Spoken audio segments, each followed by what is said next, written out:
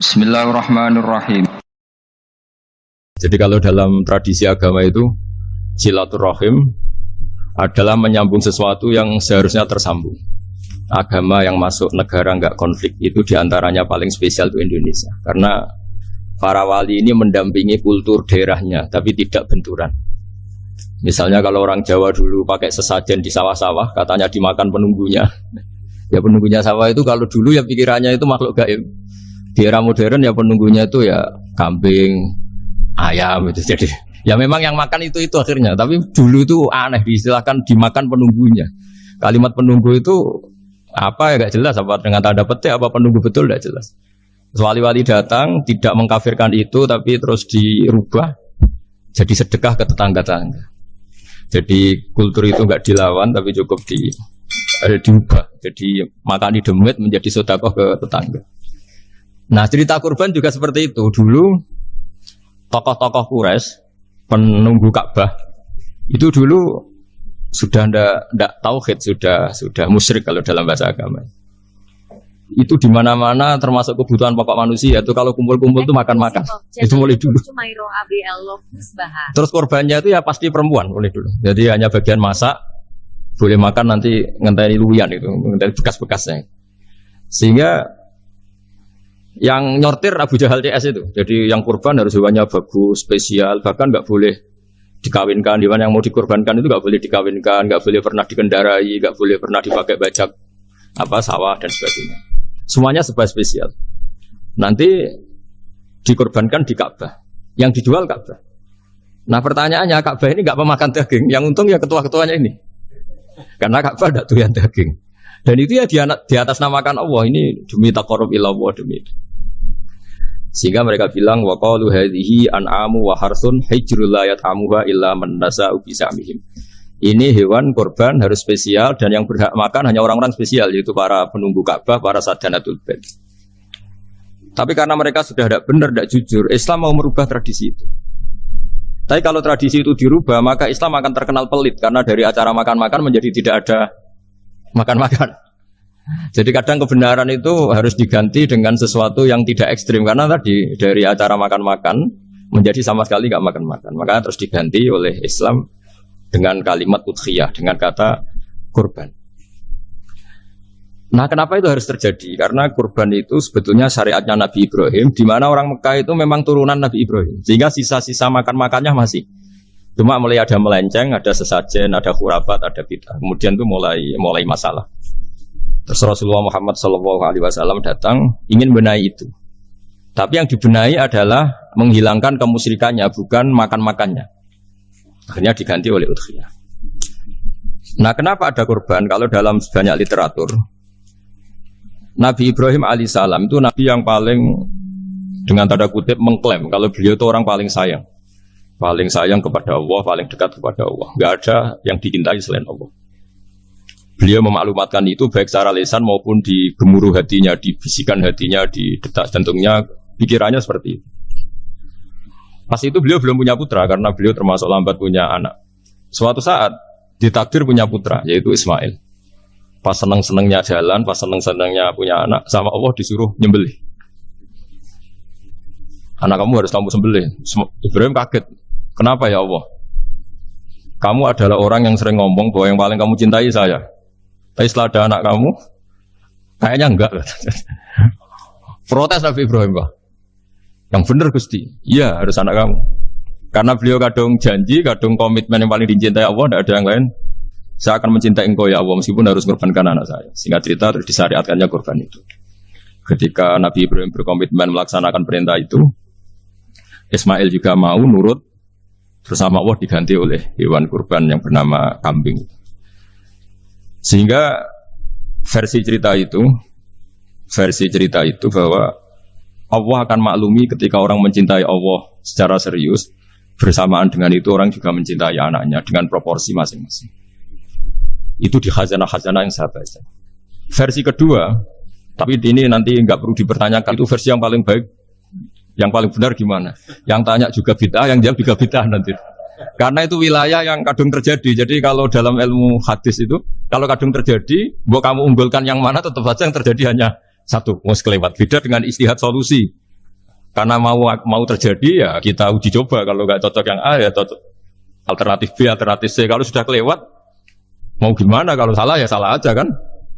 Versi kedua begini. Semoga versi kedua ini yang benar. Kalau ini benar keren. Nabi Ibrahim itu memaklumatkan diri. Kalau dalam bahasa Arab itu idea itu mengklaim bahwa dia adalah orang yang paling sayang terhadap makhluk Allah, semua hamba Allah. Terus beliau diterbangkan ke langit. Diterbangkan ke langit, ke alam malakut. Ya tidak usah ditanyakan, tanya terbang gimana, nanti ribet nanti itu. Setelah diterbangkan di langit, wa kadzalika nuri Ibrahim malakutas samawati wal ardh, diperkenalkan alam langit, terus dipertontonkan. Itu ada sekian hamba Allah yang nyabu, yang ngefly, yang dugem, pokoknya yang maksiat-maksiat itu. Ibrahim ditanya sama Allah, gimana itu mereka menurut kamu? Damirhum, habisi saja Allah. Mereka makan rezekimu, hidup di bumimu, tapi mereka tidak mengindahkan engkau. Matikan saja. Sama Allah diturutin. Jalan-jalan lagi sampai 3 kali peristiwa tempat-tempat maksiat itu dihabisin sama Nabi Ibrahim. Beliau minta sama Allah supaya itu dihabisin. Singkat cerita, terus beliau diturunkan sama Allah. Saat diturunkan, ya Allah tidak jawab, tidak apa. Allah itu punya sunnah, punya tradisi. Dengan nabinya itu tidak jawab. Suatu saat Nabi Ibrahim disuruh bunuh anaknya, disuruh nyembelih. Protes kan? Buat samrotu fuadi. Ini kekasih saya, putra saya. Kenapa engkau nyuruh membunuh?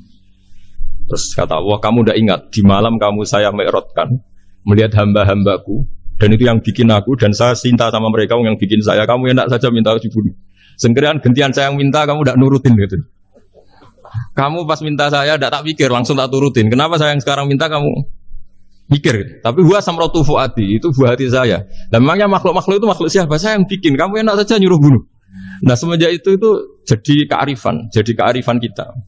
Makanya ada guyonan di dunia kiai itu ada anak perempuan kan nggak lazim ya perempuan pakai GL Pro kalau dulu mungkin sekarang pakai Ninja pakai celana jin.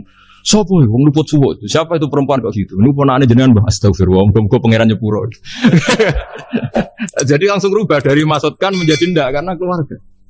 Nah jangan-jangan kebencian kita pada maksiat itu oke, kita wajib benci maksiat, tapi tetap ada catatannya. Plus yang maksiat itu tidak orang yang terkait dengan kita. Coba kalau yang maksiat itu orang yang terkait dengan kita, itu anak kita, ponakan kita, mungkin istri kita, paling mintanya ya Allah ampuni. Sama-sama maksiat, yang satu minta dihabisin, yang satu kita minta diampuni. Fair gak kita sebagai manusia? Tidak fair. Tidak fair. Makanya kalau ada guyonan, ada supir salah dimarahin, pasti supir ini belum pegang rahasia. Tapi kalau sudah pegang kartu, si majikannya punya apalah gitu, simpanan gitu, wah ini pegang, berani marah gak? Tidak ada. Jadi itu guyonan kiai. Makanya jadi manusia itu gak pernah adil sebenarnya. Makanya Allah pernah mensifati manusia itu wa kanal insanu zaluman jahula. Manusia itu sangat zalim dan sangat bodoh. Kalau misalnya jenengan tanya, orang soleh pun itu gimana? Orang soleh asal manusia tidak nabi, itu ya mesti ada zalimnya. Makanya kalau dalam kitab Hikam diterangkan, kitab Hikam itu kitab yang olah manusia. Itu menyebut begini, manusia itu siapa? Dijawab, manusia itu mangkanat mahasinuhu masawiyah. Orang yang ketika baik saja salah, apalagi ketika salah. Kita misalnya punya toko laris ya, doanya mustajab laris, pembelinya banyak, kualitasnya bagus. Pasti ada toko sekeliling yang megap-megap karena orang sekarang ke kamu kan. Sehingga orang supaya terus merasa salah. Robbana dzulamna anfusana. Meskipun kita sedang benar pun, saya termasuk kiai yang kalau ngelepas haji, mungkin yang haji itu mangkel. Karena saya tidak pernah muji-muji haji, meskipun saya melepas orang haji. Umumnya kiai kalau ada orang haji kan dilepas haji mabrur, tidak ada lain balasan kecuali surga. Saya itu karena pernah kecil, pernah dengerin masyarakat. Itu ngenes ketika si kiai pidato tadi ternyata ngenes. Ngenesnya seakan-akan surga itu hanya milik yang haji. Mana kaya kula sepudi Gus kula ora kelar kaji. Semenjak itu setelah saya jadi kiai ya dendam juga. Akhirnya setelah saya jadi kiai kalau ngaji orang yang haji mabrur balasannya surga, orang yang fakir sabar juga surga, orang yang sering dimarahin istri juga surga. Kata pokoknya surga terus. Sampai yang mau haji itu Gus gimana kok bahas kita kok sama dengan mereka? Ya karena saya ada ulama pesanan kata gitu. Jadi artinya gini. Ketika Anda muji ibadah haji, jangan kira yang ngenes tidak banyak. Yang ngeluh juga banyak, karena mereka ada takdir gak mampu haji. Itu hebatnya Islam. Islam juga datang dengan solusi-solusi. Misalnya Jumatan, itu hajinya orang miskin. Orang yang ingat Allah mulai subuh sampai matahari terbit, juga sama dengan umroh. Jadi karena tidak semua orang itu mampu haji. Jadi itu Islam. Nabi Ibrahim diperingatkan Allah bahwa Tidak seperti itu cara mengelola hambaku. Nah, Islam ini kata Allah, anit tabi' millata Ibrahim Hanifah. Referensinya Islam, mentornya Islam itu Nabi Ibrahim. Sehingga kita alhamdulillah punya sejarah wali songo. Saya punya orang tua di Nur Salim itu sayang sekali sama umat, Bahmun juga gitu. Karena memang agama ini itu kalau masalah kebenaran itu serius, tapi di balik kebenaran ini yang perlu dicatat oleh semua yang mencintai agama ini, bahwa Allah itu tidak butuh taat kita. Dan Allah tidak akan gagal sebagai Tuhan karena maksiat kita. La tanfa'uhu ta'atuhum wa la tadurruhu maksiatuhum. Allah tidak akan ngefek ketika semua orang taat ya gak ngefek, semua orang maksiat juga gak ngefek. Karena Allah ini zat yang punya eksistensi sejati, sehingga hubungan kita dengan Allah itu gak ngefek ke Allah, tapi ke kita sendiri. Sehingga mereka lebih rileks karena gak merasa harus mati-matian bela Allah. Allah tetap Al-Qayyum, zat yang bisa berdiri sendiri. Sehingga di kitab-kitab itu ada bab namanya Mizahun Nabi, guyonan-guyonan Nabi. Itu ada babnya sampai di kitab Ihya masyhur itu. Suatu saat ada orang sepuh sowan ke Nabi, karena sudah sepuh, beliau pamit lah, kira-kira jam segini pamit, ya Rasulullah saya mau pulang karena nanti kemalaman. Karena beliau jalan kaki yang orang sepuh. Kata Nabi, ya tenang saja di sini, nanti pulang kamu udah jalan kaki. La ahmilan naki alab innaqoh, nanti kamu tak naikkan anaknya unta. Pikirannya orang sepuh tadi namanya anak unta itu ya kecil. Wa ma fa'altu biminaqoh, apa yang bisa saya lakukan dengan anak unta? Sudah, tenang saja. Setelah beliau ngaji lama, ya dikasih unta tua itu. Silakan kamu bawa unta saya ini. Ini kan unta tua, ada anak unta. Ya meskipun tua ya anaknya unta. Jadi agama itu rileks. Nabi Ibrahim itu pernah minta supaya nyawanya itu diperpanjang. Karena beliau, umumnya orang itu kan ingin nyawa panjang, ingin umurnya panjang. Allah tidak jawab, gak apa. Suatu saat ada tamu, orangnya itu sepuh sekali. Nabi Ibrahim karena orang yang sangat menghormati tamu dikasih kurma, apa itu? Anggur. Itu setiap dimakan dikunyah, meler lagi keluar. Karena sudah sepuh, gak ada giginya, dikunyah keluar lagi. Itu jawabnya Nabi Ibrahim, ya Allah, masuk lagi ke kamar, sholat lagi, mengcancel doa panjang umur. Katanya Ibrahim, oh jenengan jawab toh. Artinya kalau ingin tua sekali ya nasib kamu kayak itu gitu. Jadi karena beliau tahu itu jawaban, terus masuk kamar, oh jawab terus jenengan, terus membatalkan doanya. Itu Nabi Ibrahim. Kalau orang sekarang enggak, dongo ngarani, ya tua ya tetap sehat. Karena doa itu kalau enggak diperjelas itu ya repot. Ini cerita supaya kita berislam itu teriak. Saya Mbah Mun itu meskipun dia top, senengannya dia guyon bapak saya. Tapi guyon itu ada yang wajib. Saya dulu itu janggal. Nuduh zina itu dosanya besar sekali. Saya ulang lagi, nuduh orang lain zina itu dosanya besar sekali. Disebut bab kota. Saya pernah menjumpai 3 kiai besar dua, 3 kiai besar. Dia top semua. Di majelis itu ada gosip bahwa si A itu punya selingkuhan sama Sri misalnya atau siapa lah. Kalau di Arab itu senengannya pakai Salma, Laila Majnun Salma. Kalau di Jawa itu kasihan kurbannya itu. Ya, tapi itu contoh saja. Itu si Kiai 3 tadi gak ngefek, malah tanya gini, loh apa perempuannya cantik? Wah, cantik sekali Mbah. Cantiknya sampai kayak apa? Malah bicara cantiknya perempuan. Saya itu ya pertama iskal. Ini Kiai kok bakas orang apa? Cantik, orang ayu. Setelah majelis itu bubar, yang penggosip tadi, ya yang gosip ini gak Kiai, yang pembisiknya ada Kiai, yang gosip ini gak Kiai. Cuma Kiai 3 ini posisi mendengar. Tapi malah tanya cantiknya. Singkat cerita setelah orang itu pulang bilang gini, itu kalau saya bilang iya dengan gosip itu, saya ikut qadzaf, saya ikut menuduh orang lain zina.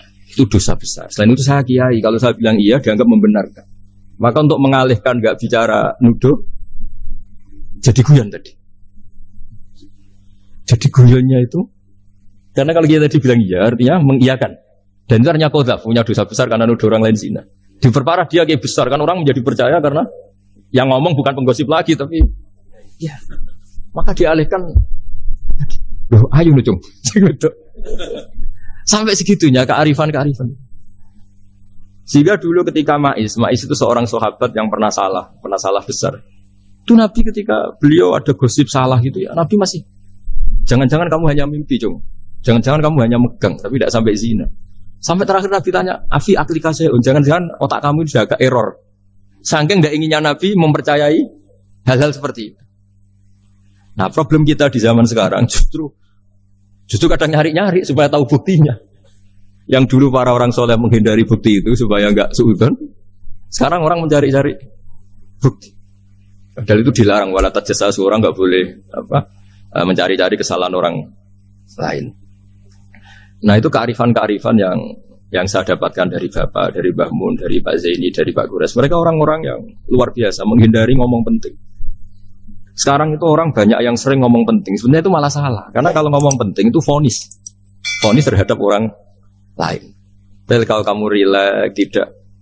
Nabi dulu itu rileks sekali. Ketika beliau ngaji gini, terus ada pemuda lewat bawa cangkul, mengabaikan pengajian Rasulullah. Banyak sahabat bilang, celaka orang itu ada Nabi ngaji kok tidak ikut. Jawabannya Nabi unik. Jangan-jangan dia punya keluarga yang harus kerja, dan kalau harus kerja untuk nafkah keluarganya itu juga ibadah. Itu ya sunnah saya. Jadi Nabi rileks saja, tidak tersinggung, tidak. Nah, kenapa kita butuh rileks? Karena kebenaran sekali dipaksakan itu jadinya benturan. Dan itu wali-wali Songo itu dulu sudah berpikir seperti itu. Sehingga Pak Zaini yang sering ngendikan sama saya, kita ini bisanya mengikuti Mas Ba, kalau manggil saya Mas, tidak bisa benturan.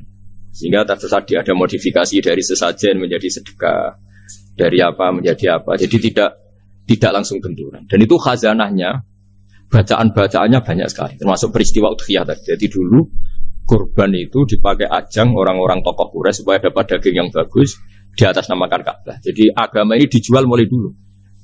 Terus kuno agama ini dijual. Dan agama mulai dulu ya prospek. Ka'bah itu bisa menyedot wisatawan berapa, wisata religi. Sehingga dulu ada Ka'bah tandingan, perhitungannya juga ekonomi. Jadi mulai dulu itu ya sudah seperti itu, mau apa Mang Allah bikin dunia seperti ini.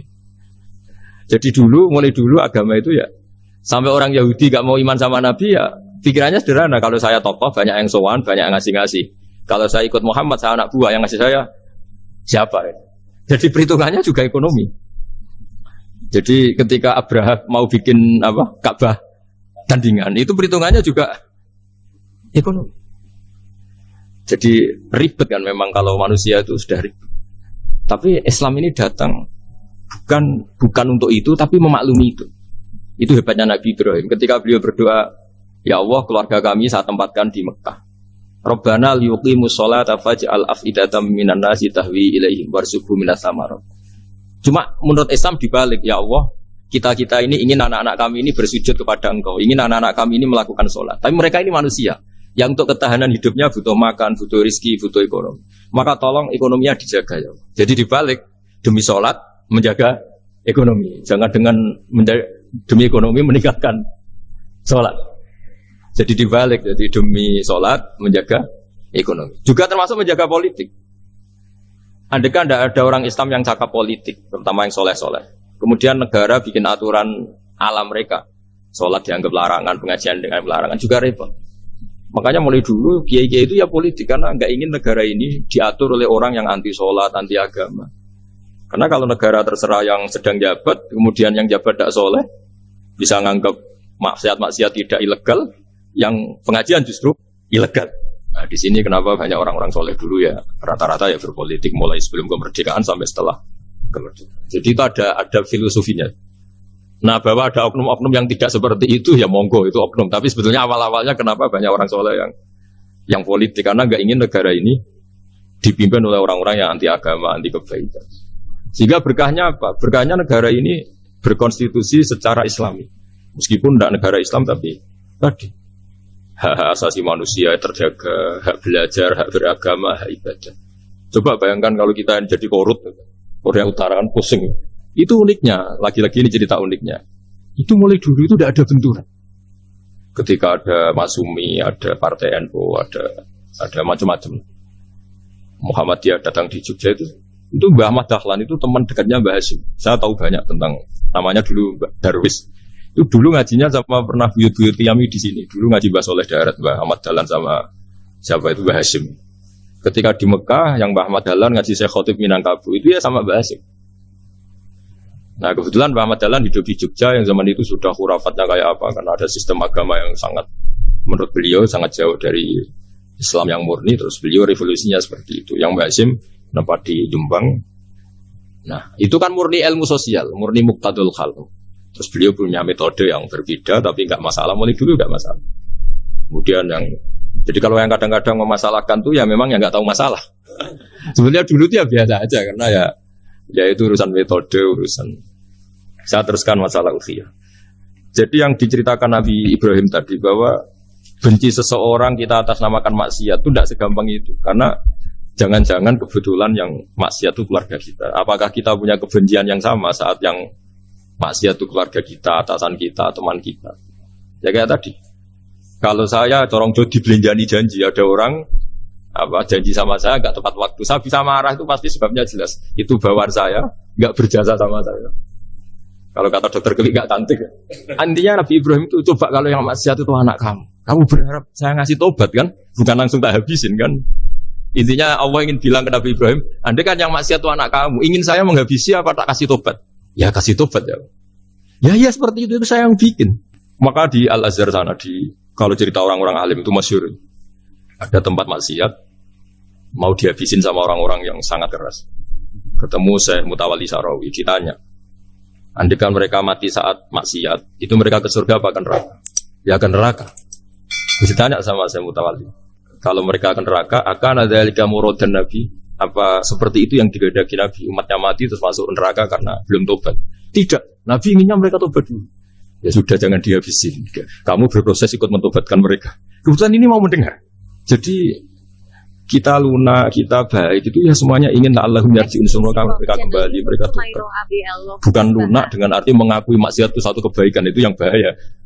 Kalau lunak sampai mengakui itu maksiat itu kebaikan, itu bahaya sekali. Tapi kita lunak karena kita ingin berproses untuk bertobat. Karena tadi kalau kita punya nurani itu mesti, andai kan yang maksiat itu anak kita atau teman dekat kita atau orang yang berjasa sama kita, apa kita bisa tegas? Kira-kira gimana? Waqat adabbahu ta'ala khalilahu Ibrahim fi ba'di mawatinihi al-azimah. Jadi Allah kalau dalam bahasa Arab memberi teguran itu namanya takdib. Makanya kalau orang nakal itu, kalau orang Jawa bilang kurang ajar. Sebenarnya ajar itu kan tahun ajaran baru. Ajar itu kan barang baik. Ya kan disebut tahun ajaran baru. Pengajaran, ajar itu kan barang. Jadi kalau kurang ajar berarti kurang baik. Itu bahasa Arabnya orang yang kurang ajar perlu diajari. Itu kalau orang Arab bilang ditakdib, diwarai toto kromo, diadabkan. Jadi belum punya adab diadabkan.